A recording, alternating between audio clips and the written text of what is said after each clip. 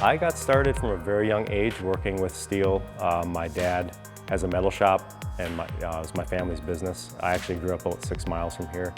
And so some of my earliest memories are of working in the metal shop. So for me, steel is not a rigid, difficult material. It's entirely malleable. I think of it more like water, that it just can be reconfigured and melted and refrozen in whatever shape you can imagine.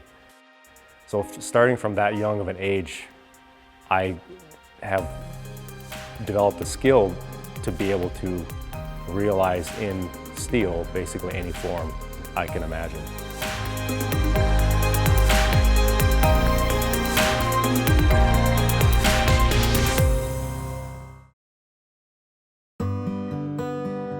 My name is Sam Spitzka. I am a rural Minnesota artist.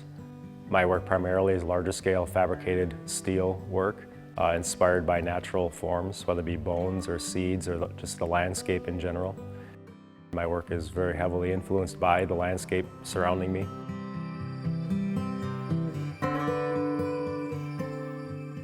I would describe my sculpture as looking like physical poetry. I like to make something that looks like you don't know how old it is. It looks like it's always been. And yet it's distinguishable from just a natural object that you would find. You know, you're not exactly sure what it is, but it looks sort of beautiful, sort of ugly at times, but just graceful in general.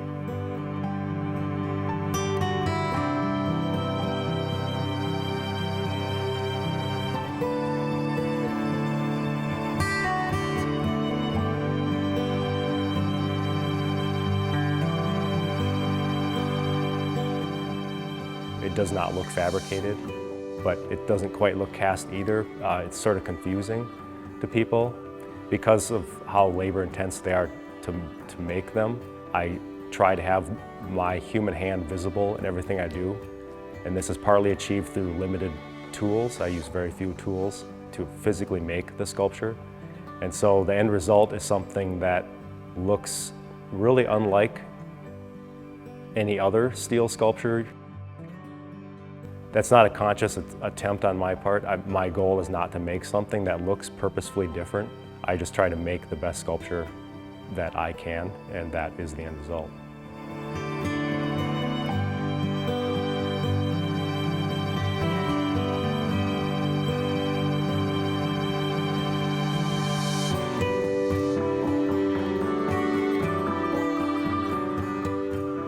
My sculptures are all completely hand fabricated by myself. I use no found objects or reclaimed materials in my work. Everything starts out as a flat sheet of steel or a length of rod. It's all new material. And so the process of building them is not that dissimilar than the process that you'd find in any small metal fabrication studio, with the difference that I use almost no right angles. I mean, everything are natural curves and natural forms.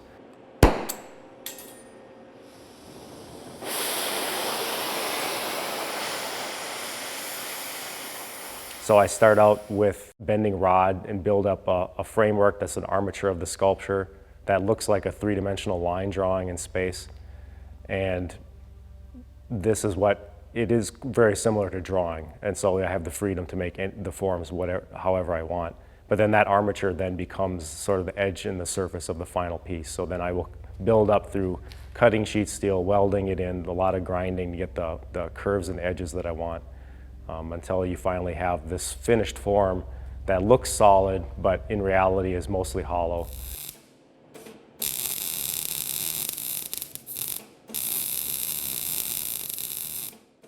So this one is very similar to the piece on the wall I was just working on.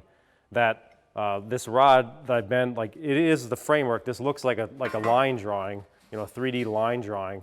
And then once these edges are where I want them, then I hand cut sheet steel to fit in the openings of them, weld them solid, flush to the edge of the opening. You know, a piece would look like, I would cut a piece that fit perfectly, that would match within this space with a little bit of a gap, weld that solid, and then grind the welds down.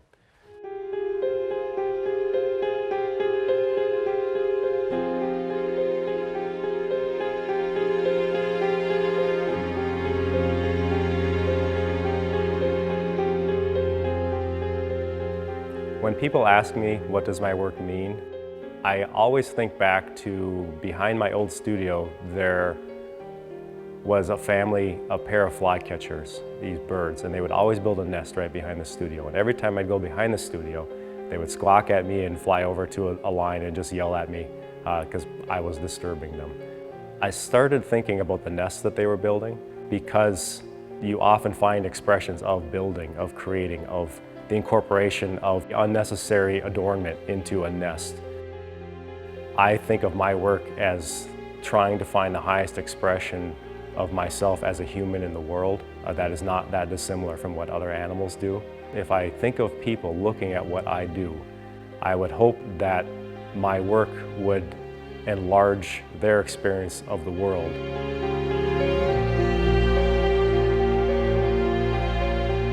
I often think of a quote by Giacometti, and he described making sculpture, and he commented that the more he took away from his figures, the larger they became. And you think of that, they opening up space, and all of the space surrounding them became part of the work. And so I think of my work as well, the further along I get, the more I try to incorporate the space around it and whittle it down to just the primary shapes that I need to convey a sculpture that just takes its place within the landscape.